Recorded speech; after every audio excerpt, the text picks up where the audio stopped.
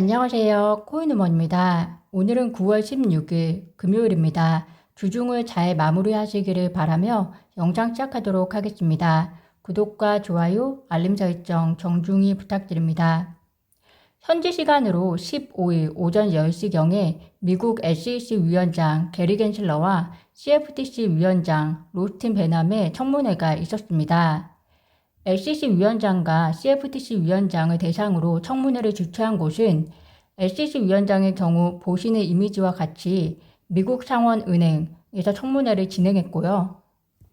CFTC 위원장의 경우는 미국 상원 농업위원회로 각기 달랐지만 암호화폐 관할권과 관련하여 현재 미국 정치인을 포함한 관련자들은 어떤 스탠스를 취하고 있고 특히 청문회 대상이었던 SEC와 CFTC 입장을 확인할 수 있는 매우 중요한 시간이었습니다.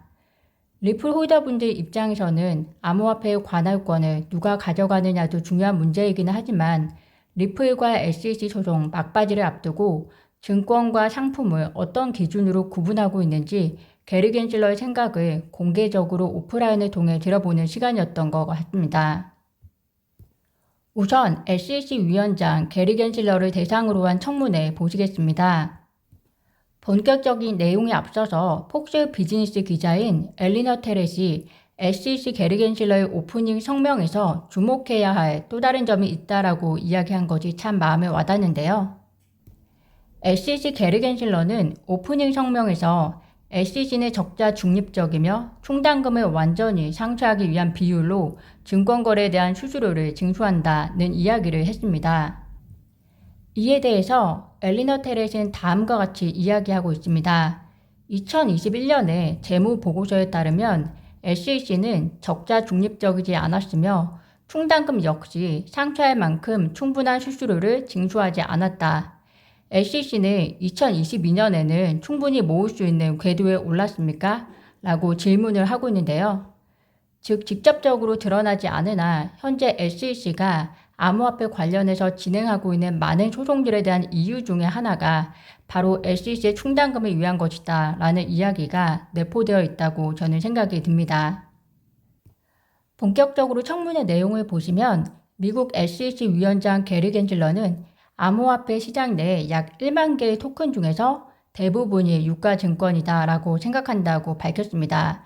그에 따라서 수천 개의 암호화폐 거래가 증권법의 적용을 받아야 하고 SEC는 암호화폐 발행 기업에 암호화폐를 증권으로 등록하고 규제하도록 요청할 것이다 라고 우리가 다 알고 있는 내용을 한 번 더 강조했는데요.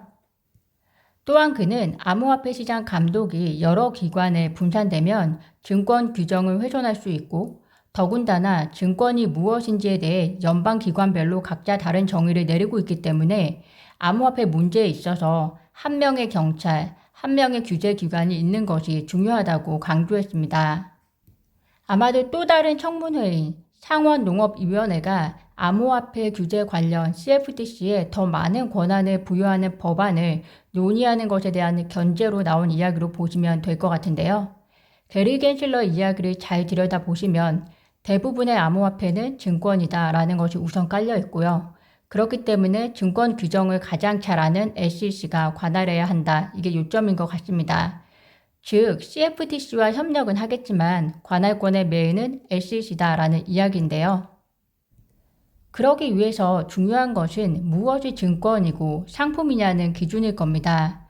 게리 겐슬러는 특정 자산이 증권인지 여부를 판단하는 방법이 무엇인지에 대한 질문에 대해서 여러 방법 중에 하나가 중앙 집중화가 되어 있느냐 혹은 탈중앙화 되어 있느냐가 기준이 된다고 이야기를 했는데요. 이에 대해서 센투미 의원이 게리 겐슬러에게 탈중앙화와 중앙화의 차이가 무엇인지에 대해서 물었지만 SEC 게리 겐슬러는 비트코인이 탈중앙화인 이유에 대해서 명확하게 대답하지 못했습니다. 대신 그는 새로운 코인을 생성하는 지분 증명, 블록체인이 투자 계약과 같은 속성을 띠게 된다고 이야기하고 있는데요. 그 이유는 해당 블록체인은 공통적인 사업의 성격을 띠고 또 중간에 개인들의 집단이 있는데 특히 해당 블록체인과 코인 개발자는 중간에 있다.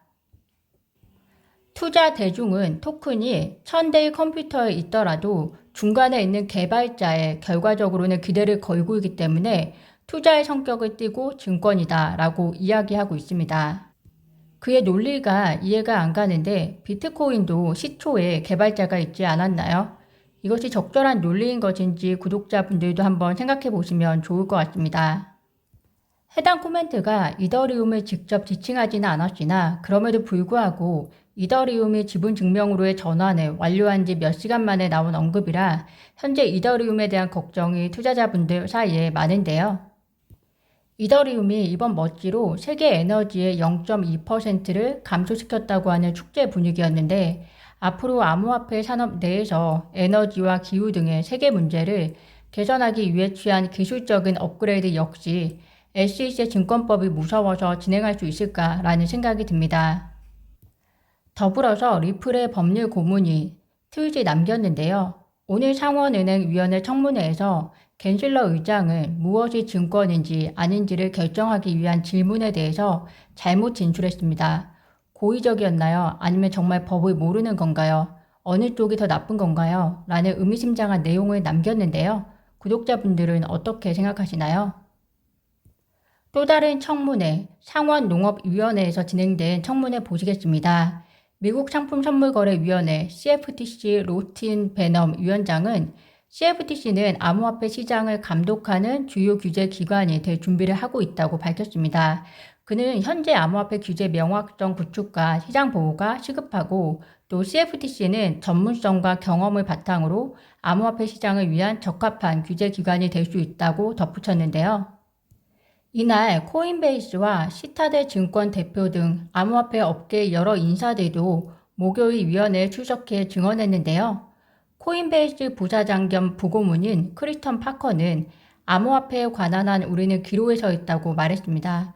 그는 증권 정의에 부합하지 않는 자산은 SEC를 통한 집행이 아닌 CFTC에 의해 규제되도록 주장했습니다.